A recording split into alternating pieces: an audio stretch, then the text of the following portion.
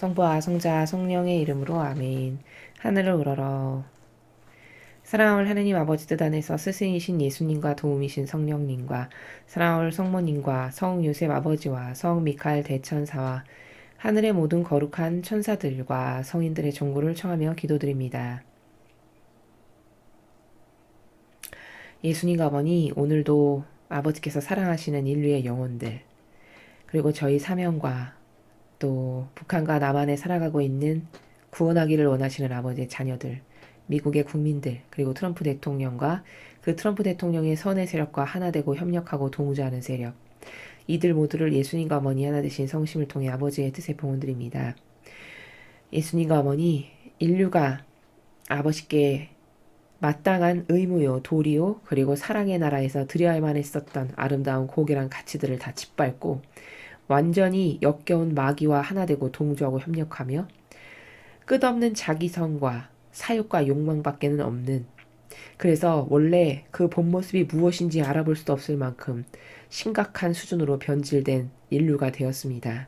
그 인류가 매일 역겨움과 모욕과 치욕과 배은 망덕으로 아버지께 날카롭고 예리한 송곳과 칼날과도 같은 것으로 심장을 찔러대며 고통을 안겨드리는 이 마지막 시대에 저희들이 그 인류가 찌르고 배반하고 침뱉고 모욕하며 역겨움으로 늘 쓴물을 떠안아드리는 그 모든 것을 저희가 온몸으로 막아 예수님과 어머니와 아버지께서 덜 고통받으실 수 있도록 저희의 이 의지를, 저희의 몸이 그 모든 칼과 역겨움과 모욕과 침뱉음을 막아서서 예수님과 어머니와 아버지를 보호해드리기를 원하오니 이 작은 의지 너그러이 받아주시어 아버지, 그리고 예수님과 성령 하나님과 어머니 위로 받으시옵소서.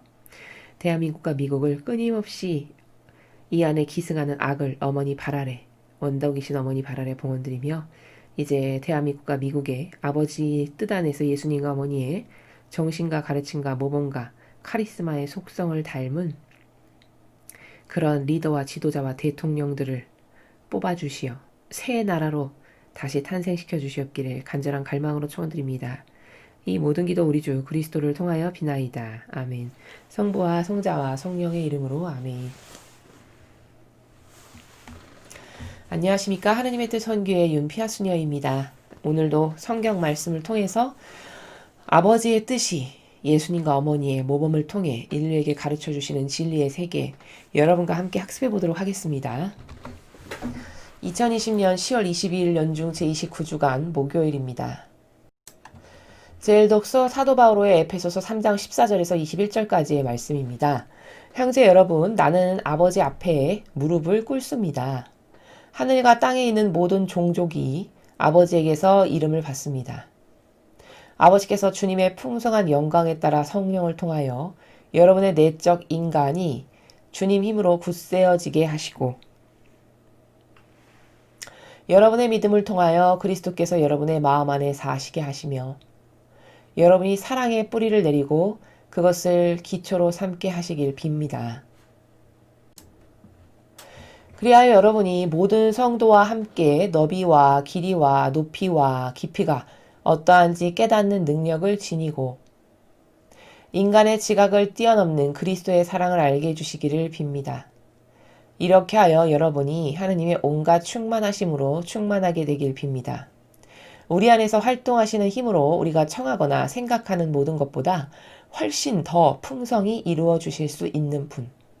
그분께 교회 안에서 그리고 그리스도 예수님 안에서 세 세대대로 영원무궁토록 영광이 있기를 빕니다. 아멘.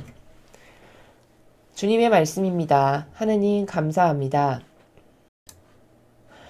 자, 바오로 사도는 지금 에페소에 살아가는 성도들에게 어떤 것을 전하고 싶은 것이냐면 자신과 바오로 사도와 하느님과의 관계성, 우린 이것을 영성이라고 하는데요. 나와 하느님과의 관계성을 영성이라고 부릅니다.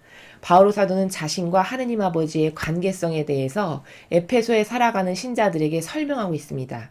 그럼으로써 무엇을 끌어내기를 원하냐면 하느님이 이렇게 사실적인 분이다. 하느님이 이렇게 위대하신 분이고 하느님은 막연하고 피상적이고 마치 저 멀리 우주의 저 끝 한쪽에 계신 분, 나는 감히 만나볼 수도 얼굴을 바라볼 수도 뭔가를 청언드릴 수도 없는 존재? 이렇게 여기면서 막연히 사는 그 신자들의 이상한 프레임을 다 깨부수고 하느님은 그런 분이 아니다. 하느님은 우리와 늘 함께 하시고 가까이 계시고 그리고 그분께서 얼마나 우리에게 많은 것을 인내와 자비로 베풀어 주고 계시며 또 우리는 다시 본연의 나로 돌아가기 위해서는 그 하느님 아버지께서 나에게 원래 변질되기 이전의 나, 아담과 하와 이전의 나, 그 태고적의 나에게 부어주신 다양한 하느님 아버지의 모상을 닮아서 태어났기 때문에 그분이 가지고 계신 다양한 신적 능력, 그 옷을 옷 입도록 그렇게 만드셨는데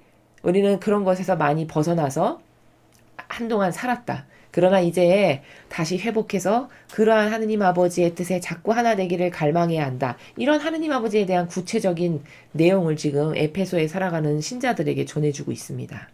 자, 여러분, 바오로 사도의 영성의 성격을 여기서 이 한 줄에서 우리가 확인할 수 있는데요. 자, 14절을 보십시오. 나는 아버지 앞에 무릎을 꿇습니다. 아, 무릎을 꿇는데요. 하느님 아버지 앞에. 저 한 문장에 수많은 나라가 담겨 있습니다. 왜 무릎을 꿇을까? 무서워서? 겁나서? 맞아 죽을까봐? 뭐 이런 나라인가요? 그게 아니죠. 그저 경외심에, 그저 탐복할 것밖에 없는 그 아버지의 위대하심에 너무 아름다우셔서, 너무 참되고 바르셔서, 그리고 너무나도 정직하셔서, 그리고 너무나도 지고하신 다양한 아름다움의 나라 때문에 또 너무 많은 너무 많은 인내로 우리를 기다려 주시니까 이런 기타 등등 자신이 하느님 아버지에 대해서 발견한 수억만 가지도 다 인간은 발견을 미처 못하지만 자신이 발견한 몇 가지만으로도 자기는 하느님 앞에 주님 사랑합니다. 주님 정말 저는 아버지 앞에 미물입니다. 이렇게 인정할 수밖에 없고 그런 아버지를 사랑할 수밖에 없고 공경할 수밖에 없고 존중해 드릴 수밖에 없는 그런 표현, 그런 하느님과의 자신과의 관계성, 그런 정신의 나라, 그것을 표현하기를 나는 아버지 앞에 무릎을 꿇습니다. 아버지 위대하십니다. 진짜 아름다우십니다. 진짜 훌륭하십니다. 진짜 매력적이세요. 너무너무 지고하세요. 어쩜 그렇게 인내심이 많으세요? 어떻게 그렇게 자비하심이 깊으세요? 뭐 이런 나라예요. 그래서 자기가 더 이상 이런 방구 말 하나 뻥끗하지 못하고 어떤 토 하나 달 것 없는 그 완벽하심에 자기는 그냥 무릎을 꿇어버린다는 겁니다. 자, 2000여 년 전에 사도가 하느님과 이런 관계성으로 살았어요. 무려 2000여 년 전에 활동했던 사도가. 그러면 지금 이런 사도가 이 지상에서 하느님의 일을 했던 지 약 2000여 년이 지났습니다. 그럼 올바로 된 교회고 똑바로 전승했고 제대로 가르쳤다면은 이 바오로 사도보다 훨씬 더 훌륭한 양질의 다양한 많은 속성을 지닌 사람들이 엄청 많이 배출됐어야 정상인 교회죠. 1, 2년도 아니고 무려 2000여 년이 지났으니까. 근데 여러분 잘 생각해 보십시오. 저렇게 바오로 사도와 같이 하느님 앞에 절대적이고 저렇게 순종적이고 저렇게 경외심과 감탄에 맞이하나 그분을 사랑하는 저 정신으로 무장된 하느님의 일꾼을 여러분 주변에서 볼 수 있는지 잘 찾아보시기 바랍니다. 아니면 오히려 저 수준도 못 되고 저것보다 더 바닥을 치는 더 하락한, 더 타락한, 더 역겨운 수준으로 오히려 질이 떨어졌는지 이런 것에 대한 객관화를 해볼 줄 알아야 되겠죠. 하느님은 과학기술이 발전하듯이 영성도 신적인 정신세계도 과학기술이 발전하는 것만큼 비례해서 따라서 발전했어야 정상이라는 거예요. 하느님의 나라도. 그랬다면 주님의 일꾼들이 맡겨놓은 양식을 제때 양들에게 나누어주고 자신이 해야 될 직분과 본분을 잘 했다라는 얘기죠. 근데 세상의 과학기술은 이토록 놀랍게 발달했는데 영성이라는 것은 카리스마라는 것은 하느님과의 이런 관계성이라는 것은 오히려 저런 사람보다 더 발전해야 되는데 저런 사람을 찾아보기는커녕 저것보다 더 역겨운 쓰레기로만 가득한 더 역겹고 남을 속이는 데에 달인이고 심지어 공산주의와 하나 돼서 그 빨갱이 정신을 신자들에게 가르치는 이런 타락한 사제와 수도자와 교황과 주교로 가득하다면 이건 진짜 심각한 수준인 거죠. 심각한 수준이고 희망이 없는 거고 더 이상 거기에 어떤 비전도 가질 수가 없는 이런 교회라는 것을 객관화를 시킬 줄 알아야 되겠죠. 이게 어불성설이 아니라 실제적인 백데이터라는 얘기입니다. 그러면서 바오로 사도는 계속 고백하기를 여러분의 믿음을 통해서 그리스도께서 여러분의 마음 안에 사시게 하시며 여러분이 사랑에 뿌리를 내리고 그것을 기초로 삼게 하시길 빕니다. 그러니까 신앙생활이라는 것은 바오로 사도의 말을 빌리면 자기가 신앙생활을 해보니까 자기가 이제 눈이 떠져서 눈에 덮여져 있던 바리새파 율법학자와 하나 돼서 살았던 지난날 몰랐던 그러나 다마스커스로 가면서 예수님을 직접 만나게 됐고 그래서 은총으로 눈이 떠졌고 눈꺼풀에 있던 비늘이 떨어져 나가면서 사실을 보게 되니 신앙생활이라는 건 어떤 거냐 자신이 고백하기를 여러분이 사랑에 뿌리를 내리고 그것을 기초로 삼게 하시기를 바랍니다. 이게 누구 사랑을 말하는 거예요? 예수님의 사랑. 즉 우리의 신앙생활이라는 것은 예수님의 사랑에 뿌리를 내려야 된다는 거예요. 그 정신에서 신앙생활을 해야 된다는 거죠. 뿌리를 내린다는 건. 즉 무슨 말이냐? 다시 풀어서 말하면 우리의 사랑이 이 하느님의 사랑에 뿌리를 내리고 그것을 기초로 해서 이 하느님의 뜻을 행하고 자신은 사도니까 아버지의 뜻을 행하는 일꾼이 되어야지 인간적인 나의 것을 가지고는 할 것이 아무것도 없다는 거예요. 그럼 저 사랑에 뿌리를 내린다는 말은 뭘까?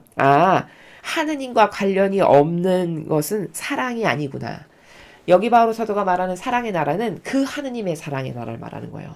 희생과 고통을 영예로 여기는, 자기를 위해서는 아무것도 안 하는 이런 올바른 사랑.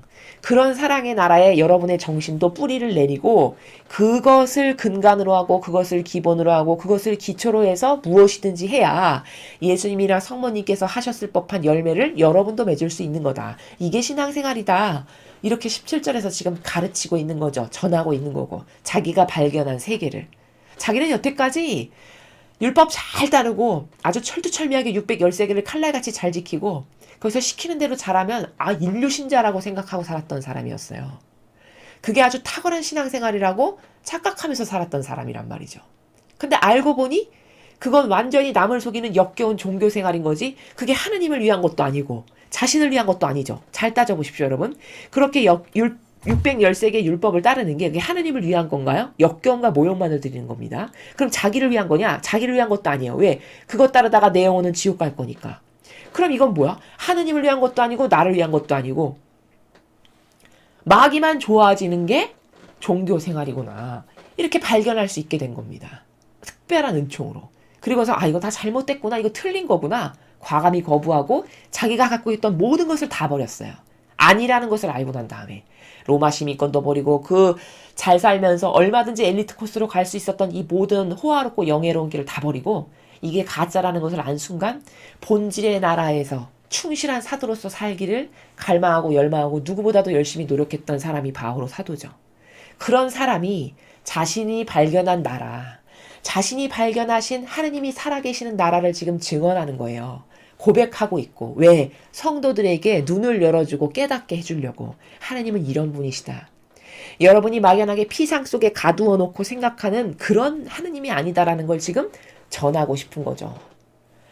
그래서 내가 보니까 하느님은 엄청나게 많은 아름다움과 평화와 거룩함과 완벽함과 정직과 자비와 이 모든 것의 원천이고 주인이신데 그게 너무 아름다워서 나는 그 앞에 저는 입 하나 뻥끗할 게 없습니다. 무릎을 꿇을 수밖에 없다. 이렇게 고백하는 나라입니다. 그리고 우리가 어떤 사랑 실천을 한다라고 할 때 그 우리의 사랑은 그 인간적인 내가 옳다라고 생각하는 병든 선이 아니라 하느님의 사랑, 여기 17절에 말하는 것처럼 하느님의 사랑에 뿌리를 박고 예수님의 사랑에 뿌리를 박아서 그 내가 남에게 베푸는 사랑의 정신이 그 예수님이나 하느님에게서 나온 것이 아니면 다 가짜고 역겨운 거고 남을 속이는 거다. 그러면 여러분은 신앙생활을 하는 게 아니라 바리새인 율법학자처럼 종교생활을 하는 것이다. 이런 나라를 지금 활짝 열어서 깨닫게 하고 가르쳐주고 있는 겁니다.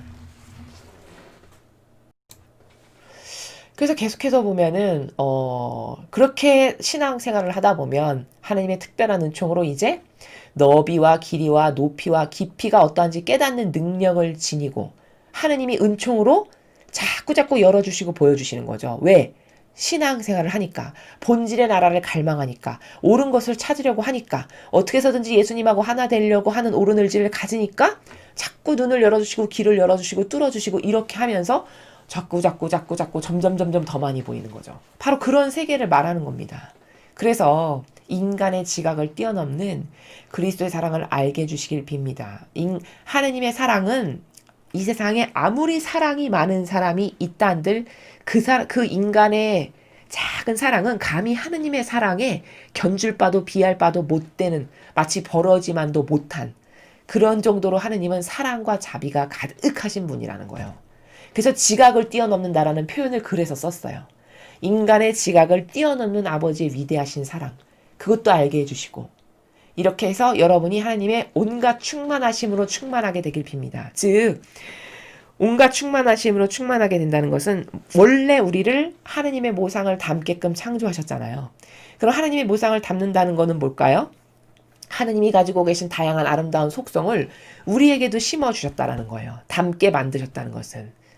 곧 이건 뭐냐? 신적인 다양한 속성들, 그런 신적인 옷을 우리에게 입혀주신다는 것을 여러분들도 충만하게 그렇게 될 수 있게 하여 주시기를 아버지께서 올바르게 반영하니까, 진리를 사랑하니까, 옳은 것을 지키려고 하니까, 희생과 고통이 따라도 하느님의 정신 안에서 사랑을 실천하려고 하니까, 그렇게 살면 하느님께서 여러분에게 잃어버린 원래 본질에 창조되었을 때 나는 이런 하느님의 속성을 닮은 아름다운 신적인 옷을 입은 존재였으나 지금은 그것을 잃어버린 상태잖아요. 원죄 플러스 이 지상에서 내가 지은 죄, 그리고 깨닫지 못한 이상한 마귀 세력과 하나 되고 동조해서 지은 이런 여러 가지 죄 때문에 이런 신적인 옷을 입는 능력을 다 상실해버린, 그러나 다 그렇게 아버지께로 올바르게 회귀하고 돌아가고 본연의 자신을 찾을 수 있도록 다 회복될 수 있게 되기를 내가 바랍니다. 여러분도 그렇게 되기를 바랍니다. 이렇게 지금 축복을 해주고 있습니다. 그래서 바오로 사도가 하느님과 어떤 진실의 관계의 나라에서 늘 사명을 수행했는지, 하느님을 어떤 마음의 나라에서 대했는지를 우리가 이 단적인 몇 개의 문장을 통해서도 알 수가 있죠. 정말 하느님을 경외했고 하느님을 사실적인 분으로 인식했고, 그리고 하느님의 아름다운 그 모든 속성의 일부를 그 작은 일부만을 보았는데도 불구하고 너무 아름다워서 감탄에 맞지 않아서 저는 그분 앞에 무릎을 꿇습니다라고 하는 이런 관계성의 나라. 지금은 이런 일꾼이 없다는 것은 이 교회가 전하지 않고 가르치지 않고 이렇게 바오로 사도와 같이 열정적으로 성도들에게 가르치지 않아서 그 직무유기 때문에 이런 영혼이 더 이상 배출이 안 되는 거다. 이거 도대체 이 죄악을, 이 직무유기의 죄를 물어야 된다는 겁니다. 아니 세상도 어떤 결과치에 대한 죄를 묻잖아요. 책임을 묻죠. 어떤 실패와 무슨 부작용에 산물이 도출이 되면 세상도 이거 누구 책임이냐? 책임자가 이걸 지고 물러나라. 이런 걸 요구하잖아요. 이 교회만 그런 게 없습니다. 이 교회만 감사도 없고 아무것도 없고 무엇을 하는지도 모르는 공간 안에서 매일 똑같은 어떤 보람된 예수님을 닮은 열매를 내놓은 것도 없는데 아무도 감사는 하지 않는 이런 조직은 교회밖에 없어요. 세상 모든 조직이 다 감사를 받죠. 결과물을 내놓아보라고 막 다 요구를 하고 그렇게 살벌한 경쟁 관계에서 살아가는데 이 교회만이 그런 게 없습니다. 매일 1년 365일이 똑같아도 아무도 터치하는 사람이 없고 아무도 물어보는 사람이 없고 오히려 물어보면 왜 물어보냐는 식이고 이런 교회, 이게 저주받은 교회예요. 바로 이런 저주받은 교회를 계시록 18장 4절에 보면 너 이런 징표가 있을 텐데 그때는 그 여인에게서 떠나라 이렇게 쓰여 있습니다. 거기 나와 있는 그 여인이 탕녀예요. 그럼 도대체 그 탕녀가 누군가요? 그게 바로 교환권이에요.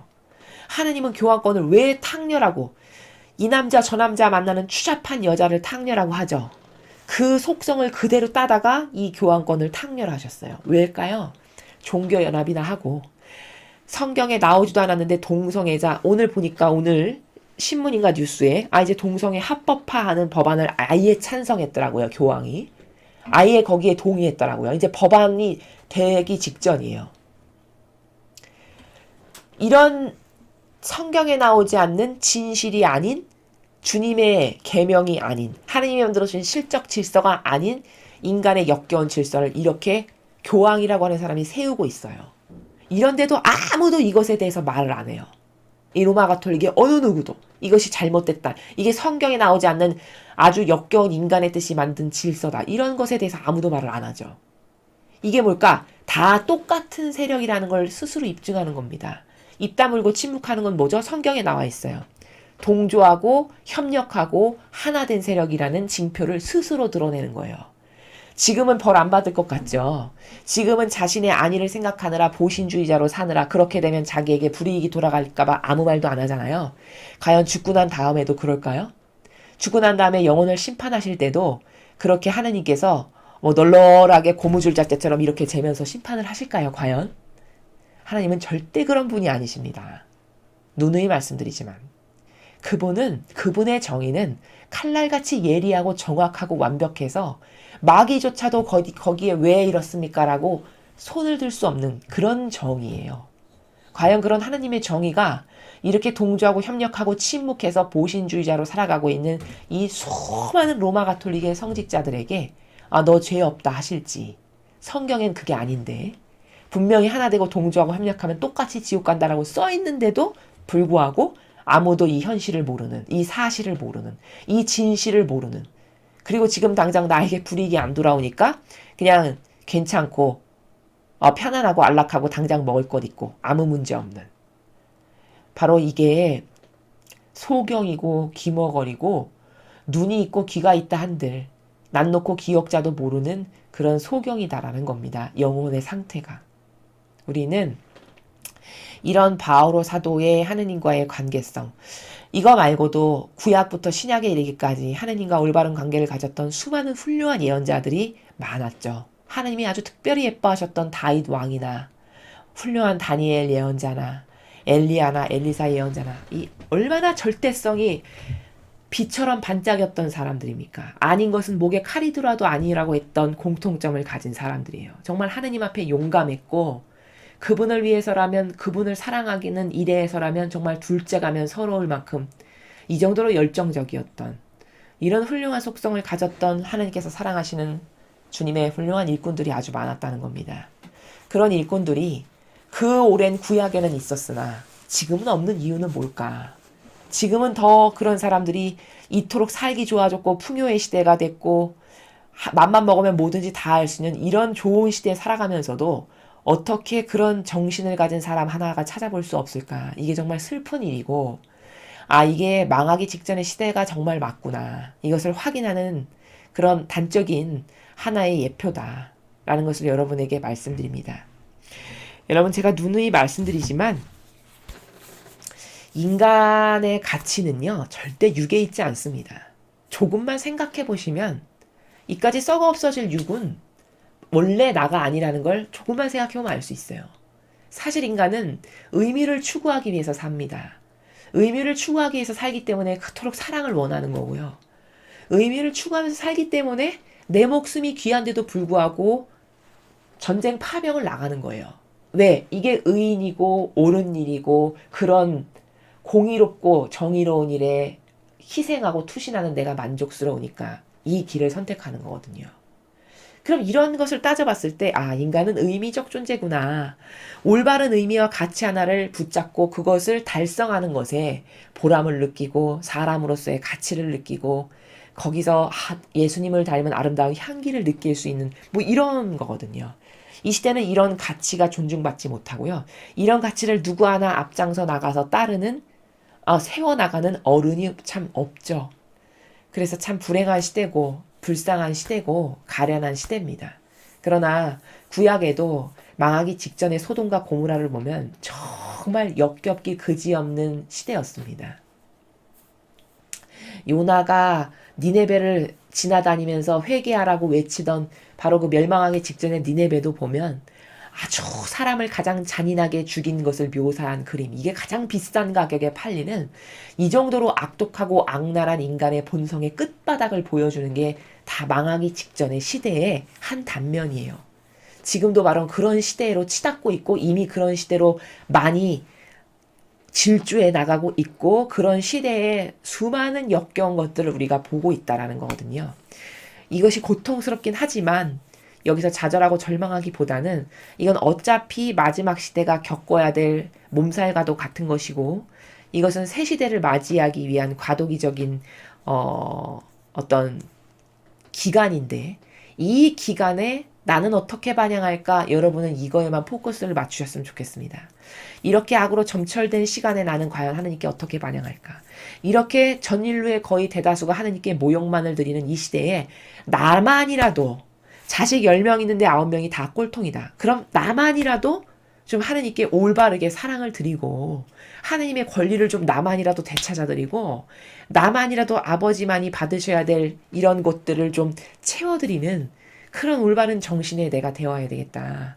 이런 옳은 의지를 여러분께서 다지셨으면 좋겠습니다. 그래서 마지막 시대는 올바른 영혼은 백옥같이 하얘질 거라고 이야기하셨어요. 계시록에서. 왜일까요? 이런 고통으로 다 단련되고 닦여나갈 거니까. 그리고 누가 가짜고 진실인지가 이 마지막 시대에 이런 시험을 통해서 하나님이 허락하시는 이 마귀가 날뛰는 시험을 통해서 누가 어떻게 반영하는지를 유심히 보신다는 거죠. 하나님 입장에서는. 이 마지막 환란 시대에 제가 이렇게 반영했구나. 제가 진짜 하늘나라에 갈 애구나. 이렇게 다 지금 샅샅이 보시면서 우리는 시험을 보는 중이고요. 낱낱이 하느님께서 지금 가려내시는 중이라는 그런 시대를 살아가고 있다는 것을 잊으시면 안 됩니다. 그렇기 때문에 이 마지막 시대에 올바르게 반영하는 영혼은 백옥과 같이 흰 영혼이 될 것이다 라고 성경에 쓰여 있고 여러분 모두가 그런 올바른 반향으로 자식 10명 중에 나라도 부모 마음을 좀 위로해드리고 아픈 마음에 입맞춤을 드리고 사랑을 드리는 자녀가 돼야지 이런 옳은 의지로 하느님께 조금씩 희생해서 옳은 것을 자꾸 드리기를 원하고 실제적으로 그런 행동을 하고 열매를 맺으시면 여러분의 그런 올바른 반향에 의해 아버지께서 깨닫게 하시고 열어주시는 눈이 있으시고 조금씩 주시는 선물이 있습니다. 그걸 통해서 자꾸 더 성장해 나갈 수 있는 이런 자양분이 되는 것이기 때문에 여러분이 이럴 때일수록 막 시대적 상황 때문에 막 좌절하거나 절망하거나 여기서 그냥 우라만 치민다라고 해서 뭐 생산적이지 않은 그런 것을 하시기보다는 오히려 이럴 때일수록 더 희생과 나의 고통을 봉헌드리면서 아버지 이것을 인류의 마귀를 없애는데 강력한 무기로 써주세요. 이런 기도, 이런 갈망, 이런 봉헌 그런 것을 하실 수 있는 여러분들이 되셨으면 좋겠습니다. 자, 다음으로 오늘 주신 복음 말씀 함께 보시겠습니다. 루카복음 12장 49절에서 53절까지의 말씀입니다. 주님 영광 받으소서. 그때 예수님께서 제자들에게 말씀하셨다. 나는 세상에 불을 지르러 왔다. 그 불이 이미 타올랐으면 얼마나 좋으랴. 내가 받아야 하는 세례가 있다. 이 일이 다 이루어질 때까지 내가 얼마나 짓눌릴 것인가. 내가 세상에 평화를 주러 왔다고 생각하느냐? 아니다. 내가 너에게 말한다. 오히려 분열을 일으키러 왔다. 이제부터는 한 집안의 5 식구가 서로 갈라져 3사람이 2사람에게 맞서고 2사람이 3사람에게 맞설 것이다.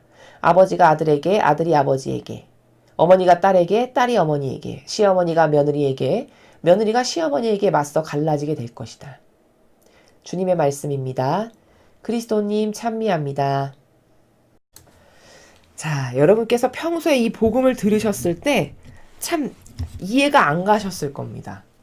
아니 무슨 예수님은 평화의 예수님이고 사랑의 예수님인데 무슨 예수님이 분열을 일으키고 뭐 불을 지르러 오고 도대체 무슨 말이지? 이렇게 생각하셨을 거예요. 이 복음을 보셨을 때. 자, 어떤 오류 때문에 이해가 안 가는 거냐면 이런 겁니다. 저기 51절에 예수님께서 이렇게 말씀하시잖아요. 내가 세상에 평화를 주러 왔다고 생각하냐? 아니다. 오히려 분열을 일으키러 왔다 이렇게 말씀하셨어요. 자, 그러면 이 평화라는 게 그러니까 영적인 건 원리가 이런 거예요. 평화, 그러면 눈에 보이는 형상적 평화가 있고 본질의 평화가 있습니다.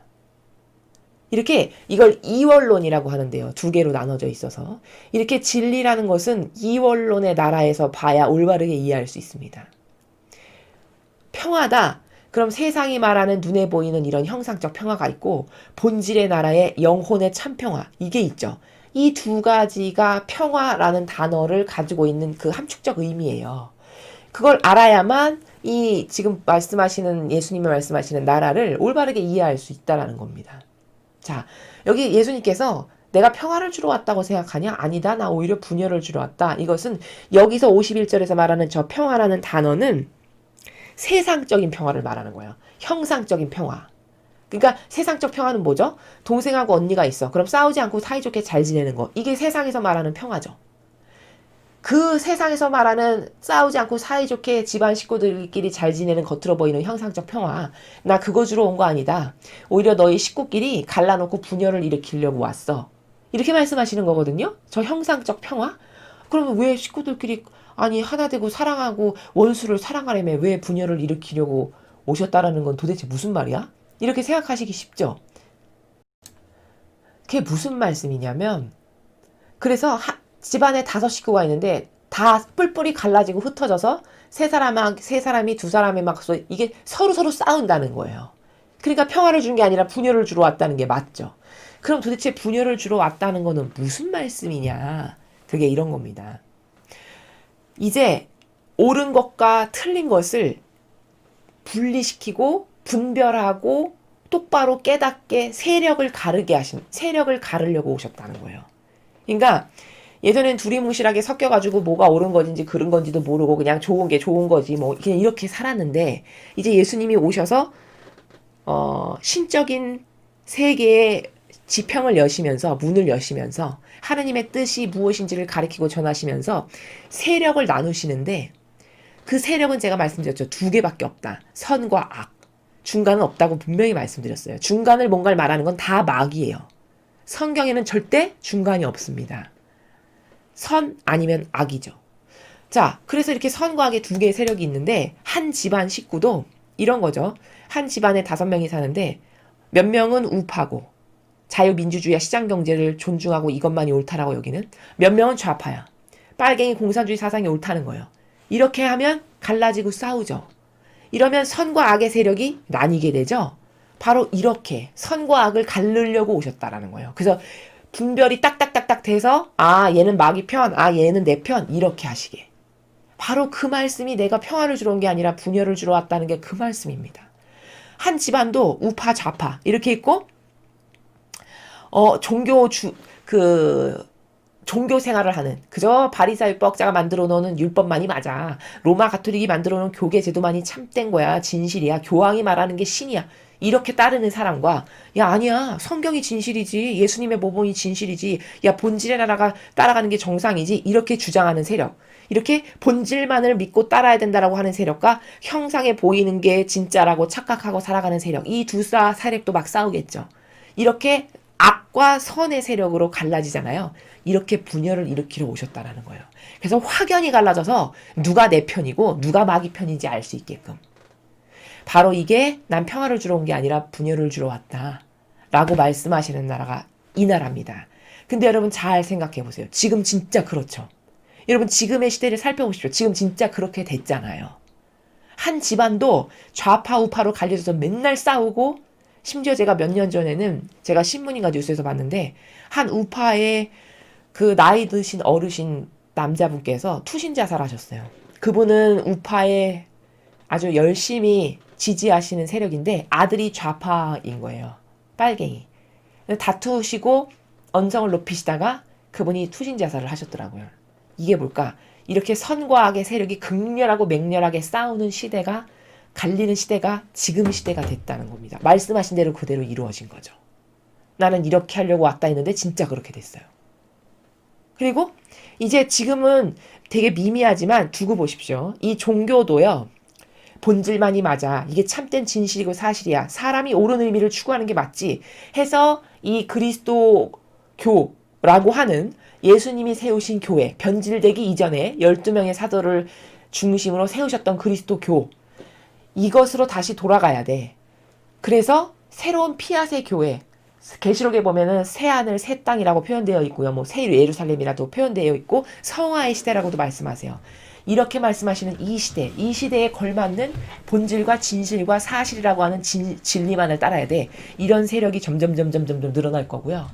아니야, 무슨 말이야. 오래된 게 좋은 거지. 수천 년 동안, 2000년 동안,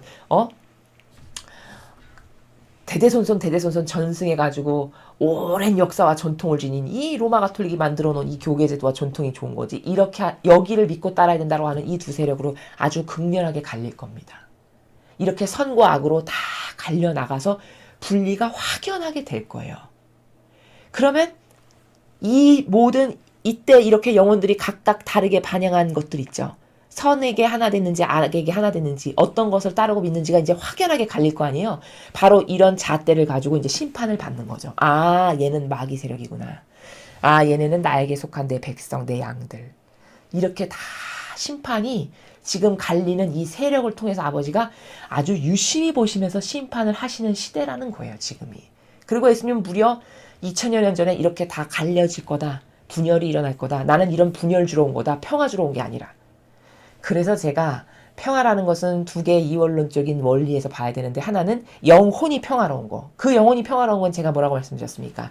하느님과 소통이 자유자재로 돼가지고 즉 신적인 것을 교감하고 나누는데 무리가 없는 하느님과 나와의 관계성 가운데서 어떤 부작용이나 거기 어떤 의구심이나 이상한 부대끼는 게 없는 그런 영혼의 상태를 평화로운 상태라고 하고 이건 본질의 나라고 여기서 예수님께서 말씀하시는 평화라고 단어를 쓴 이거는 형상적으로 눈에 보이는 안 싸우고 친한 것처럼 잘 지내는 이 겉에 보이는 형상적 평화, 세상적 평화 이거를 말씀하시는 거예요. 근데 그 세상적 평화를 나는 안 줄 거야. 오히려 그 세상적 평화는 다 필요 없고 다 갈라지고 뿔뿔이 흩어지게 만들 거다. 왜? 세력을 가르기 위해서. 분리를 하기 위해서. 분별을 해보기 위해서. 누가 내 세력이고 누가 마귀 세력인지 분별을 하려고 나는 분열을 주러 온 거다. 이렇게 말씀하시는 거라는 겁니다. 그래서 세상에 이런 단어는 한 개의 개념밖에 없잖아요. 세상적 자연법에서 쓰는 대다수의 단어들은. 근데 하나님께서 혹은 예수님께서 말씀하시는 영적 세계의 단어는 그렇지 않아요. 굉장히 다중적 의미를 내포하고 있습니다. 하나의 단어에. 그 중에 가장 쉽게 나누는 게 본질과 형상이라고 하는 이 이원론의 관점에서 단어들을 다 볼 수 있어요. 모든 단어의 나라가 그렇게 다중적이고 이원론적이고 이래요. 예를 들면 뭐 사랑도 육에 관련된 사랑이 있는가 하면 정신에 관련된 사랑 이렇게 볼 수 있죠. 이렇게 이 이원론의 원리는 하느님이 이 이원론의 원리로 이 온 우주 만물을 창조하셨다는 것을 입증할 수 있는 게 잘 보십시오. 창조 질서가 그래요. 창조하셨을 때 만드신 법칙이 그렇다는 거예요. 낮과 밤 이원론이죠. 그렇죠? 바다와 육지 이원론이죠. 남자와 여자 이원론이죠. 선과 악 이원론이죠. 천국과 지옥 이원론이죠. 하나님은 이렇게 이원론의 나라에서 다 창조를 하셨어요. 그래서 이게 천상의 법칙이라는 거예요. 그 법칙에 의해서 평화라는 단어를 봤을 때 분명히 이것도 이원론인데 눈에 보이는 평화와 내적인 영혼이 누리는 평화 이렇게 볼 수 있다. 그런데 오늘 말씀하신 것은 형상적 평화를 두고 말씀하시는 거다. 그럼 왜 형상적 평화냐? 갈라지게 하실 거니까. 어떤 세력이 하나 되고 협력하고 동조하시는 것을 유심히 보실 거니까. 그래서 여기서 갈라져서 반영하는 나라에 따라서 다 평가받고 단죄받고 그것에 합당한 응당하는 결과를 영원히 맞이하게 될 거다. 라는 것을 우리가 예수님의 말씀을 통해서 알 수 있습니다. 그래서 오늘 우리는 이 이원론의 세계란 무언가에 대해서 배웠고 이 세상은 세력이 존재한다는 거. 그 세력 중에 나는 어디에 속하고 지금 반향을 똑바로 잘하고 있는가 하느님께 속한 세력으로서 이런 것들을 좀 점검해 보셔야 하고 참고로 이거는 여러분에게 말씀을 드리면 이 세상의 학문이라는 게 얼마나 올바르지 않고 참 부잡다 하고 마귀가 다 점령했냐면요. 학문까지도 예수님께서 이런 말씀을 하셨어요. 이 저희가 해설해드리는 메시지 마라나타 메시지를 통해서 예전에 말씀하신 건데 현대 심리학 있죠. 여러분 현대 심리학. 현대 심리학은 가르는 학문이래요. 예수님 말씀하시기를.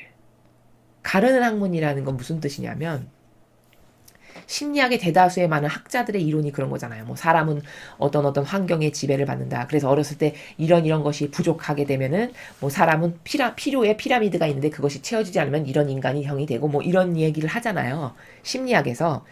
그런 것을 말함으로써 어떤 충동질을 하냐면요. 그 현대 심리학이 자녀는 부모 탓을 하게 만든다는 거예요. 나 왜 이런 환경에서 길렀어? 나 왜 이렇게 부족한 환경에서 부모가 잘못 길렀지? 나 그래가지고 이렇게 이상한 사람이 된 거 아니야? 부모 때문에. 이렇게 부모 탓을 하게 만든다는 거예요. 이 심리학이란 학문이. 또 부부간에는 부부가 서로를 비난하게끔 만든대요. 무슨 이런 심리학이 말하는 무슨 환경 탓, 무슨 여건 탓, 무슨 심리 탓 이런 거 탓해가면서 논리 이런 거 꺼내가면서 당신이 그때 나한테 이렇게 해가지고 나한테 상처가 됐고 네가 그때 이렇게 해가지고 상처가 됐고 이렇게 서로 탓만하고 서로를 비난하게만 만드는 것이 심리학이다. 그런 심리학이라는 학문이다. 이것을 예수님이 이렇게 말씀하셨어요. 여기서 우리가 발견할 수 있는 건 뭐냐면 제가 왜 늘 저는 확신합니다. 저는 진리 말고는 어떤 것에도 완벽한 것은 없다는 걸 확신합니다라고 왜 여러분에게 계속 강조하냐면 이렇게 단적인 세상에서 잘 나가는 학문 하나만 끄집어서 봐도 여기 진실이 없잖아요.